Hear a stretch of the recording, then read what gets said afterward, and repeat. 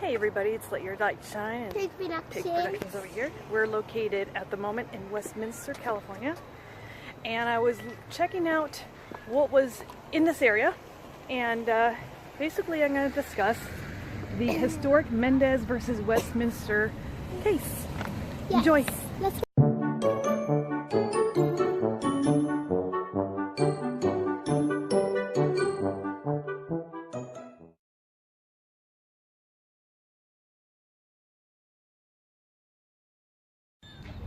So to be more specific on where I'm located, over there was Westminster Avenue. Apparently it used to be called 17th Street.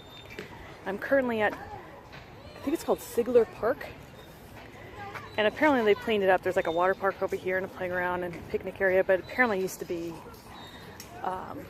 pretty sketchy over here with gangs. A couple people shot in this area, died. But no more, they cleaned it up. I was looking actually at an old March 14th, 1990 report talking about that, how they did clean it up back then, so it's been a long time. But that's not what this vlog's about. This vlog's actually, because we're in the area, Olive Street is over here, Hoover Street's over here, and that's all very significant. Actually, this is kind of cool. This wasn't here before. In fact, I'm going to show you pictures of what this park looked like and as it progressed to looking like this with the historic aerial views map.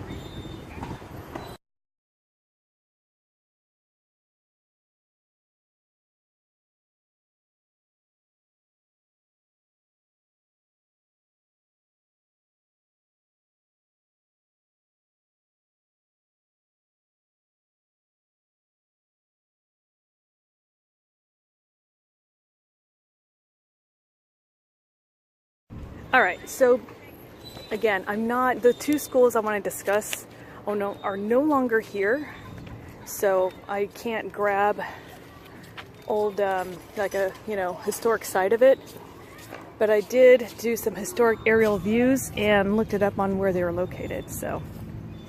But basically it says here that in the early 1900s, Mexican Americans, or they called them Chicanos, in California and the Southwest were excluded from whites only theaters, parks, swimming pools, restaurants, and even schools.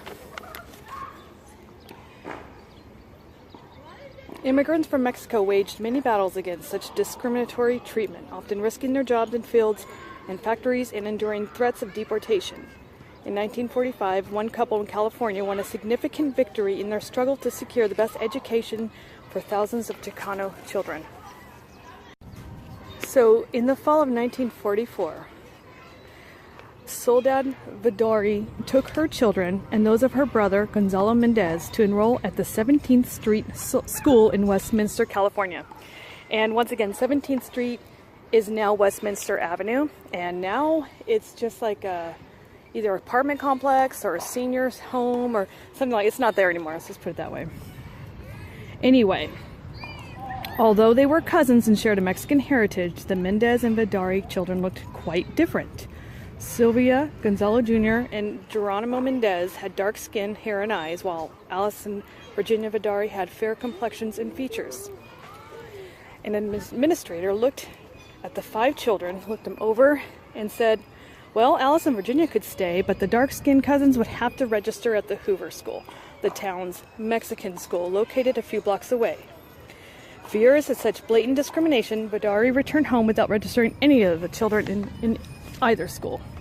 And the Hoover School, again, is not around anymore either. And I tried looking it up, and I have some historic aerial views of it, and I also have some photos of what's from a historic page that showed the front of the school, some of the pictures, but unfortunately it's not there to check out. Okay, so I'm going to try walking over to Olive Street because Hoover School was located, from what I saw, off Olive and Maple, which Hoover Street is not that far from there, so I'm not sure how they decided to call it Hoover School. I don't know. I just don't know. Anyway, it says here in the 1940s, Westminster was a small farming community in the southern part of the state. Lush citrus groves, lima bean fields, and sugar beet farms stretched in every direction from a modest downtown business district.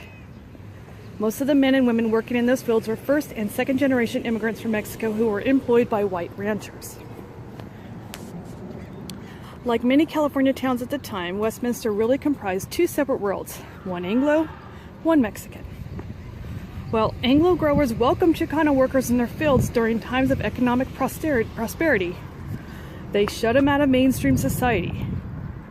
Most people of Mexican ancestry lived in colonias, segregated residential communities on the fringes of Anglo neighborhoods.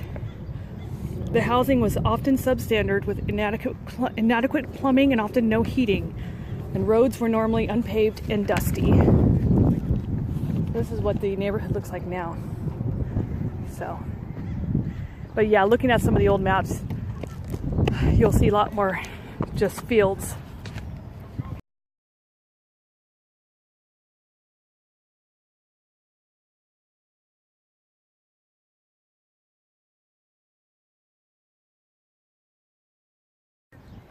Westminster's Hoover School was in the heart of one such colonia, and it was attended by the children of Mexican field laborers. A small frame building at the edge of a muddy cow pasture, the Hoover School stood in stark contrast to the sleek 17th Street School with its handsome green lawns and playing fields. The Mexican schools were typically housed in run-down buildings. They employed less experienced teachers than the Anglo schools. Chicano children were given shabbier books and equipment than their white peers and were taught in more crowded classrooms. Perhaps the greatest difference between the schools, however, was their curriculum. While geometry and biology were taught at the Anglo schools, classes at the Mexican schools focused on teaching boys industrial skills and girls with domestic tasks. Many Anglo educators did not expect or encourage Chicano students to advance beyond the 8th grade. Instead, the curriculum at the Mexican schools was designed, as one district superintendent put it, to help these children take their place in society. Now, the Chicano mom and dad said no. They wanted a better future for their kids. They believed that education was the ticket to a better life in America and a way out of the heat and dust of the fields. Okay, here we go. It says here, excuse me if I'm not pronouncing this name correctly, but it says Gonzalo and Felicitas Mendez knew well the difficult life of field laborers. Both had immigrated to the United States as young children. Like thousands of Mexicans in the early 20th century, Gonzalo's family fled political turmoil in their native country. They left behind a successful ranch in Chihuahua and found jobs as day laborers in the citrus groves of Southern California. It says here they were forced to abandon their education in grade school in order to support their families, but they had higher hopes for their young Sylvia, Gonzalo Jr., and Geronimo. And when Soledad Vidari told her brother and sister-in-law their children were refused admission to the 17th Street School because they, unlike her children, didn't look white enough, Gonzalo and Felicitas were outraged. I don't blame them. I would be pretty dang pissed off too. Interesting neighborhood. You see some of these homes look pretty old, and you see some that look pretty new. So makes me wonder, like this house over here, this white one over here, if that was maybe from back in the day. This one right here looks very new. And this one looks very new. So, but then again, when you see the old maps, it's just fields. So they probably didn't exist then, but some of these did, as you can see on this side of the street. It says here, for people of Mexican descent living in California in the Southwest, however, discrimination was part of the social landscape. They were forced to sit in movie theater balconies, only permitted to swim 1 day per week at the public pool, just before it was cleaned and drained. So the fact that the Mendezes were fairly prosperous tenant farmers did not make them any more acceptable to the mainstream community. They were used to being told in restaurants, sorry, we don't serve Mexicans here, and being informed by store clerks that they would have to make their purchases until all the white customers had been served. And that's when you learn to walk away, Felicitas later remembered. But this time, they didn't plan to walk away. We are also learning about this stuff in school, actually. Oh, well, now you even have more to say. Yeah. Okay, so from what the map showed, it was here that Hoover School was located. So basically, the Mendez were ready to do battle with the Westminster School District for the sake of their children's education. Realizing other Chicano families in the community faced the same problem, the Mendezes organized a group of Mexican parents to protest the segregation of their children in the shabbier school. Together, they sent a letter to the Board of Education demanding that schools be integrated. Their request was flatly denied. This is a long story, so I don't want to read the whole entire thing because it's 11 pages long. So I'm trying to shorten it up. It's a very interesting story though, and I'm glad that they fought for their children's education, because that's so not cool to not be allowed the same education as anyone else. And just for the record, I do what people call mindless work, just so I can be somewhat of a stay-at-home mom, or at least be able to have my own hours. So I am a housekeeper. Yeah. I also do websites at night. She's a good housekeeper. Hey, I clean Gwen Stefani's cousin's house, man, so I'm cool. No, I'm not really. So cool. But no, still though, it's a hard job, and you have to know what you're doing. When people talk about my job being mindless, or they call it lowly work, I get very offended by that. So I can only imagine how these people must have felt when they're like, oh, you're only good for the 8th grade because this is the kind of job you're going to do. I'm sorry, but no matter what job it is, you have to know what you're doing. You're not stupid. So it's not cool. That's all I'm going to say. So what's an interesting fact is, okay, so they went through trials, and they said during the trial, they were saying, oh, the Mexican schools gave special instructions to students who didn't speak English and who were unfamiliar with American values and customs, such as Americanization programs benefited both Anglos and Mexicans. Joe Ogle, this guy, was arguing. But it says, but this educational rationalization for segregation was undermined by the testimony of the 3 kids who all spoke fluent English. So, let's see what they say about that. And it also says not just them, but as did all of the other children who attended Hoover School.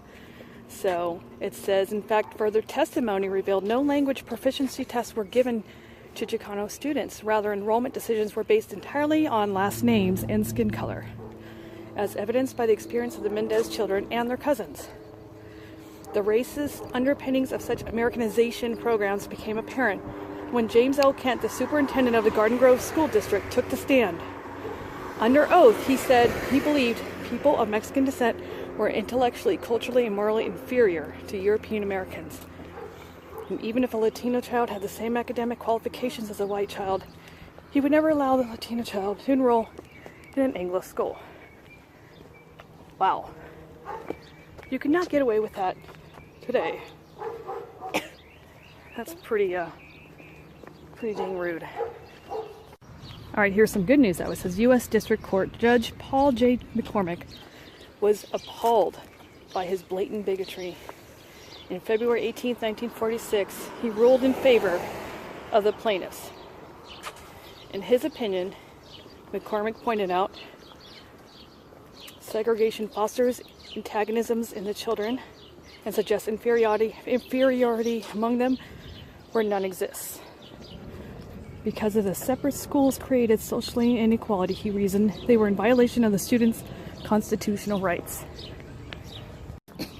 He also pointed out that there was no sound educational basis for the segregation of Anglo-Mexican students, since research showed segregation worked against language acquisition and cultural assimilation. The Orange County School Boards filed an appeal. So now, what dramatic social change was occurring at the time on a national level following World War II, and Orange County school officials would find their position on segregation coming under increasing attack. After fighting for democracy abroad, Mexican-American soldiers balked against the rigid lines of division when they returned home. They would say, how can America declare itself the leader of a free world while it trampled the rights of its own citizens. Latino veterans formed civil rights groups and demanded change. Around the country, other minority groups were waging similar battles. It says by now, the Mendez lawsuit was drawing national attention. Civil rights lawyers in other states were watching the proceedings closely. For half a century, they had been trying to strike down the separate but equal doctrine.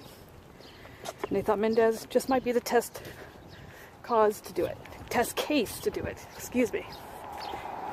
So we're walking back off. We're on Olive Street once again, but Westminster's coming up, and that's actually used to be 17th Street. Apparently connects to the 17th Street Santa Ana. It's the same street, which I did not know.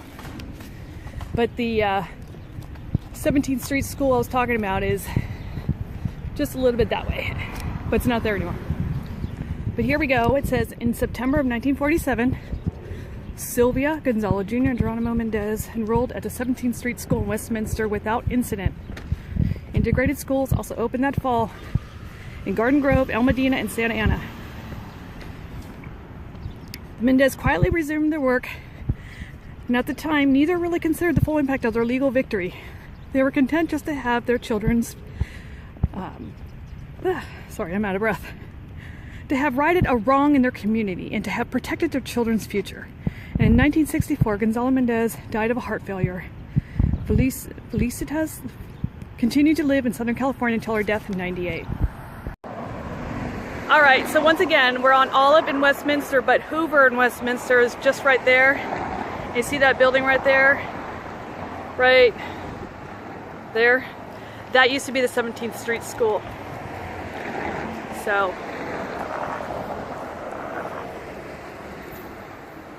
there you have it, people. There you have it. Alright guys, that concludes my vlog. And you guys can check out my channel, Quick Productions. It's very a good channel because I do LPS. And I am trying to make a new video. I was supposed to post it on after Easter, but then I got lazy and forgot to edit it. So stay tuned if you're into a little pet shop. If yes. you're not, then just watch check my it stuff. out. Call it anyways. Anyway. If you know somebody who likes LPS, pass it along. Yes. Tell them. Alright, well thank you for watching. Hope you learned a thing or two. I sure did. We just happened to be here for some Pokemon League thing going on. And since I don't like to watch people play cards for 2 hours or 3 hours, we decided let's go look for some history around this area, and that's what I found. It was very interesting. So anyway, thanks for watching. What? We're gonna get ice cream too. Yeah. So don't forget to like, share, and subscribe. See you later. Bye. Bye. Hey guys, okay, since I'm in the car, I thought I would try to vlog the area of 17th Street School. And I don't want to be on the phone while I'm driving. Can you hold this? And just grab that right there. The Westminster Terrace is now what it's called. Assisted living for seniors. That's what it is. That used to be where the school used to be. So there you have it, people. Now it's not a school.